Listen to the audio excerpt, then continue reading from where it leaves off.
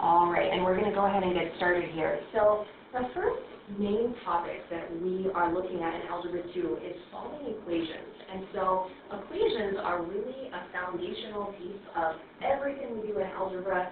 It's kind of the building block for a lot of things that we're going to be doing throughout the year. If we were to just figure out or just put like a basic definition of what an equation is, it's just a statement that two expressions are equal. One way to think about an equation is we want to think about both sides being balanced. So if you think back to an old school like balancing a scale, where you put items on either side and they could be unbalanced, and then when they're exactly the same height, that's what we're thinking about, is one side is exactly the same weight as the other side. So in today's lesson, we're going to be using equations to model and solve problems, and we're going to start by talking about the properties of equality to help us solve these equations. So as we go through these properties, we're going to assume that A, B, and C all represent real numbers. And so the addition property says that if A equals B, then A plus C equals B plus C. So the idea here is that if we add something to the left side of our equation, we have to add that same quantity, that same amount, to the right side of our equation. That's going to keep it balanced. If you think about it, if we just add something to one side, it's going to be tilted. We need to add that same weight then to the other side. And it's going to work the same way with the other operations. So for subtraction, if we subtract a value from the left side, we have to make sure that we subtract that same value from the right side.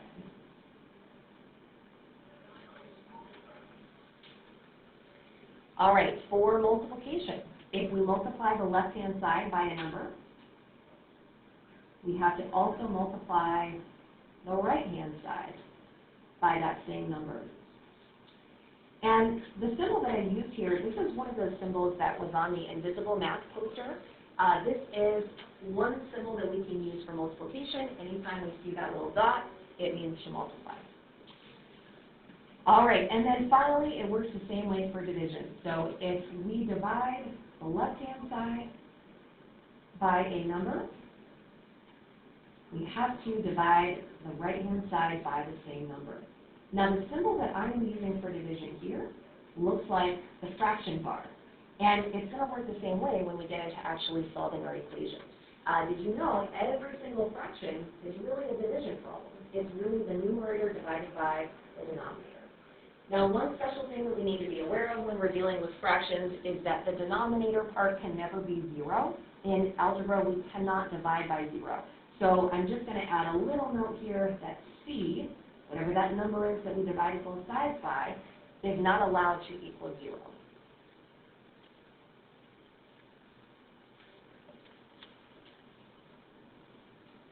All right, so we're going to get into now, what does it mean to solve an equation? Well, solving an equation that contains a variable, it just means that we're finding all the values of the variable that make the equation true.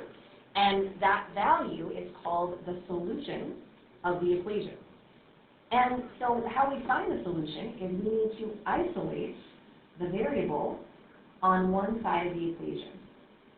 So isolate, if you think about someone being in isolation, they're all alone. They're all by themselves. So we need to get the variable by itself.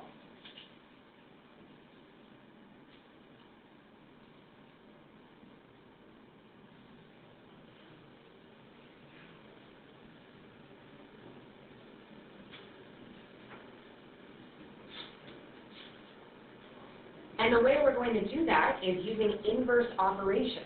So inverse operations undo each other. So for example, addition and subtraction have this inverse relationship.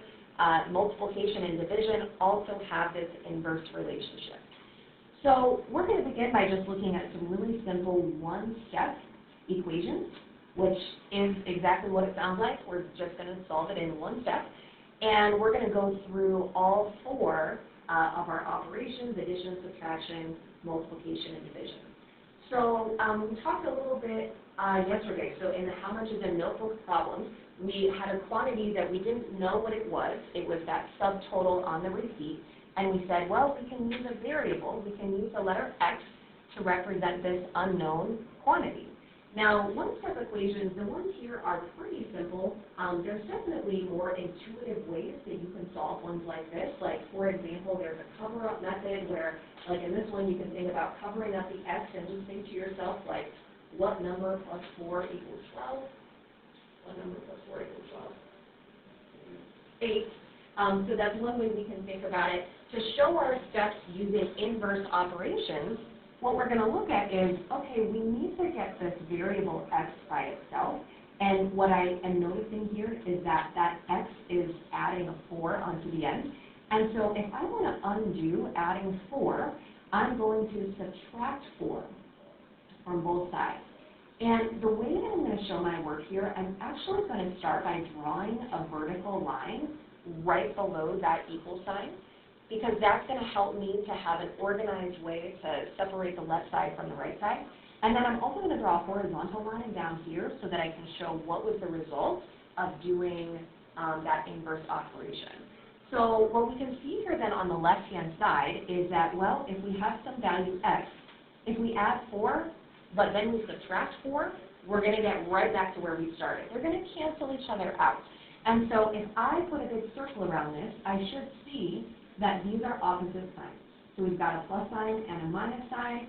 That's what's going to make them cancel. Another thing that circle reminds me of, it kind of looks like a 0. So the value of everything inside of it is equal to nothing. Now, if I had 2 plus signs in here, if I have plus 4 and another plus 4, those are not going to cancel, right? That would actually equal 8 and is not helping us get x by itself. So we need to make sure that those symbols are opposite. Now, on the left-hand side, because that 4 cancels out, the only thing we're left with is x. I'm going to bring down the equal sign by rewriting it here. And then on the other side, we can go ahead and do the math there. So 12 minus 4 is 8. And look at that, we get exactly the same answer as when we kind of thought about it at the very start. All right, if we take a look at the next one here, so because there's a minus 3, we want to think about canceling that out, and so the inverse operation is going to be to add 3. So notice here again that minus 3 plus 3 opposite signs, so they cancel out. Oh my gosh, we end up getting the same answer. Just a coincidence there. X equals 8 again, I promise it's not always 8. All right, if we take a look down at the next one here, this is another piece from that invisible math poster that if you ever have a number directly in front of a variable, it means that they're being multiplied. So that 4x is really the same thing as 4 times x. Just to make the writing a little bit shorter, we typically don't put the multiplication dot in between them. You could, it's not wrong, we just don't typically do it that way. So this time, if our unknown value x, if it's being multiplied by 4, we want to undo that multiplication, and we're going to do that with division. And you'll see here that the symbol, again, that we're going to use for division, it looks like that fraction symbol. You can just take the whole path there. All right, and so on this left-hand side, we can see here that 4 on the numerator is going to undo or cancel out with that 4 on the denominator. A lot of times I like to physically just cross them out. And so we can see we're just left with x. And then on the other side here, we'll do 20 divided by 4, which is 5. Now, by the way, I should say that you can always check your solution to an equation by plugging it back into the original equation. So check to see that it actually makes it true. So, for example, for us to say that x is 5, well, then that means 4 times 5 should equal 20, and it does. All right, the last one here looks a little bit different because now our variable x is being divided by 5 at the very start. And if we want to undo that division, we're going to do that by multiplication. I like to show the multiplication here using parentheses. So this is another invisible math connection, another symbol to show that things are being multiplied looks like this. And that 5 that I just put in front on the left-hand side, that's really 5 over 1. There's more invisible math. Invisible math is all over this lesson. And so this 5 up here on the numerator, like the part that was being multiplied, that is going to cancel out with this 5 down here on the denominator. That's one way that you can think about this. So we've got x by itself, and then on the other side, we just have 6 times 5, which is equal to 30. All right, so the next problem you see listed here has a mistake. So you can see listed out here is the problem and an incorrect solution. I want you to identify what is the mistake that was made, and I want you to, in the box here, solve the problem correctly. So can you find the mistake, and can you also fix the mistake? Now this problem is turning into a 2-step equation. Not just one step, there's actually 2 things that we're going to need to do to get the variable by itself. So let's take a few minutes to go ahead and try that. The way we get rid of the number that's in front of the x part, when we divide, we're always going to do that step at the very end. So just as we saw before with those one-step equations, our final step will look like this. And here we have x equal to 8 again. Not always 8. So when we are starting to combine steps together, we always want to deal with the addition or subtraction piece first. So we want to think about isolating the x term. Once that part is by itself, then we can do that final step of division. All right, so we're going to finish up here. We're almost done. We have some multi-step equations now. So these have a lot more pieces going on with them. What we're going to also notice is that now we have some variables on both sides. We're going to talk about some different options for how we can handle that. In the first problem here, you'll notice right at the start, we have some parentheses. And we want to actually always deal with those first. So we want to get the left-hand side simplified down as much as we can, as well as the right-hand side, before we start doing things to the 2 sides. And so this is on your Invisible Math poster as well. This is going to be called the distributive property. Anytime you have a number out in front touching something in parentheses, the way that we can write it without parentheses is to multiply that number in front by all of the pieces inside the parentheses. Now, what's especially interesting about this one is it's not just a 2 that's out in front of the parentheses. I want you to notice the subtraction sign in front of the 2. So I want you to actually think of it as being a negative 2 that's multiplying by everything on the inside. And by the way, this 7x at the beginning, that's just going to stay at the beginning for now. We're not going to do anything with that yet. So I'm going to show that that's just going to come down. And now let's get rid of those parentheses. So when we do the first piece here, that's negative 2 times x, we're just going to write that as negative 2x. And then for the other piece here, we're going to do negative 2 times 5, and that's going to turn it into negative 10.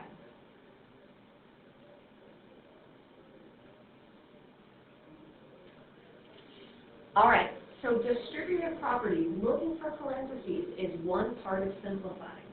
The other part of simplifying is combining like terms. So we're going to take a look at the 7x minus 2x. Notice that they both involve an x. That's what makes them like terms. And the way that we're going to combine them here is by either adding or subtracting the numbers in front. In this case, we're just looking at 7 minus 2, which ends up being 5. And we're going to keep the x behind it. So if you think about it, if you had a pile of 7x's sitting out, and then you just took 2 of those x's away, you would be left with 5x. So that's the idea of combining like terms. We still have that minus 10 behind it. Now, these 2 together are not like terms because this is just a regular number. There's no variable attached to it. There's no x. Whereas this one does have an x, it does have a variable. So we never want to put these pieces together because they're just not exactly the same. Okay, so we have fully simplified down the left. I want you to take a moment to fully simplify the right. And I want you to come up with your right-hand side kind of in a similar format as what we did here. So think about using that distributive property again and combining any like terms that you see.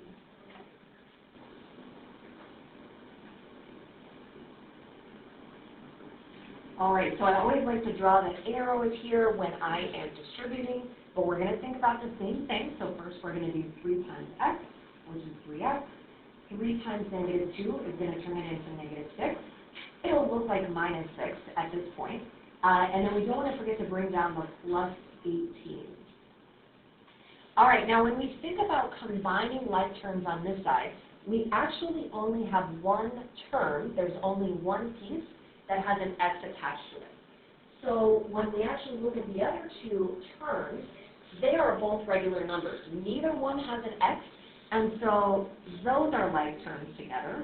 We are going to combine the minus 6 and then plus 18.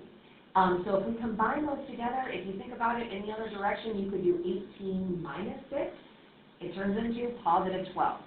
So I'm going to bring the 3x down, no changes there, but then we're going to have a plus 12 on the end. So you should have gotten 3x plus 12 for the all the way simplified form of that right-hand side. All right, so now that we have reached this point, we are ready to start working with the sides to achieve the goal of getting our variable x all by itself. It is going to be a little bit different because we have x's now on both sides. So our goal is to get the x terms together on the same side, and then we want to get the regular numbers together on the opposite side. So I'm going to start by drawing my vertical line, again, below that equal sign, to help me keep the separation between left and right. And this will also help us to keep track and make sure that whatever we do to one side, we have to do it to the other. So one way to think about getting the x's together on just one side is to look at the side that has the smaller amount of x's. In this case, the right-hand side has 3 x's. Well, if we subtract 3 x's from that right-hand side, and then also subtract 3 x's from the left-hand side, this positive 3x is going to cancel out with that negative 3x. So just as we talked about before, think of this as having an invisible plus sign in front of it. That's another thing for your invisible math poster. So these are going to cancel out. But it is an equation, so we've done the same thing on the other side to keep it balanced. Now over here, these are just like terms. So 5x minus 3x is going to be 2x. We're going to bring down the minus 10. Bring down your equal sign, and then on the other side, bring down your positive 12. All right, so now we have an equation that kind of looks like the one where we had to find and fix a mistake. So we want to deal with any addition or subtraction parts first. So it looks like it's subtracting 10. We're going to think about dealing with that. It's going to be a way to get all of the numbers on the opposite side. So because it's subtracting 10, what should we do to both sides to make that cancel? Go ahead. You know what? All right, so how can we get rid of that minus 10? What should we do to both sides? Root 3. Add 10. All right, so we're going to add 10 to both sides. Draw that little line through the equal sign.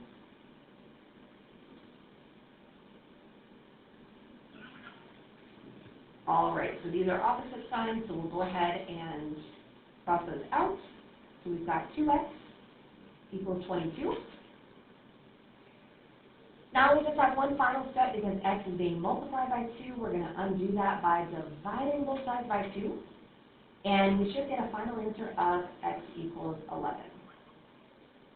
Now again, if you wanted to check your answer, you could take that value of 11, you could plug it back in for x. Everywhere you see an x, back up here in the original equation, test out the numbers on both sides to make sure that they really do equal the same thing. All right, I'm going to have you go ahead and try the last problem on your own. So we're going to take a couple minutes here. This will give you a chance to practice some of that simplifying that we did at the start, and then dealing with having x's on both sides. All right, so if we come back together, let's just take a quick look here at our solution for the last problem. We should have gotten x equals 6. So we're going to start out the same way, distributing the 3 into both parts of our parentheses. And then I had a great question come up while you guys were working. So as far as getting the x's together on one side, I like to try to keep my x positive as often as possible, but you don't have to do it this way. So I chose to kind of do the same thing over here, subtract 3x from both sides first. You could have subtracted 5x from both sides. And then this will go away over here. 3x minus 5x is negative 2x. That's fine. Just make sure you keep the negative in front. And then you could like subtract 21 from both sides instead. Down here you would actually have negative 2x equals negative 12. Well, and negative divided by negative is still a positive, so you're going to end up with the same final answer at the end.